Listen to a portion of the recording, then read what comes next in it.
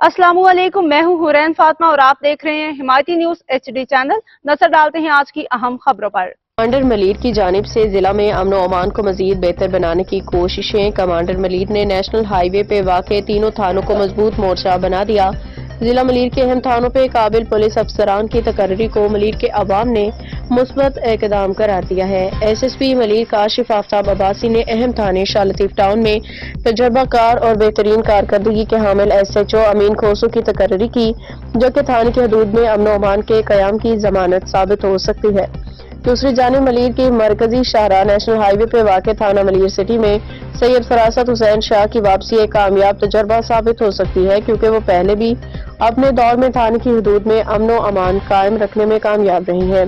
इसी तरह मलिर के बड़े तजारती मरकज भैंस कॉलोनी में दरपेश मसाइल को मद्देनजर रखते हुए सुकन थाने में अदील शाह जैसे निडर और बहादुर पुलिस ऑफिसर की तैनाती बेहतरीन फैसला है। मलिर के शहरियों ने जिलाई कमांडर SSP मलिर काशिफ आफ्ताब अब्बासी की जानिब से की गई इन तकर्रियों को मुस्बत इक़दाम करार दिया। SSP मलिर ने तमाम थानों के SHOs को जराइम पेशा अनासर के खिलाफ सख्त कार्रवाई करने का हुक्म भी दिया है।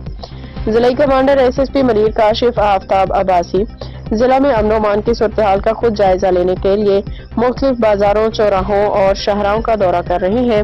इस मौका पे SSP मलिर का कारोबारी शख्सियात से मुलाकातें करके उन्हें जान माल के तहफ़्फ़ुज़ को यकीन दहानी भी करवा रहे हैं। हाकिम अली दल की रिपोर्ट। मज़ीद अपडेट्स के लिए देखते रहें हिमायती न्यूज HD चैनल।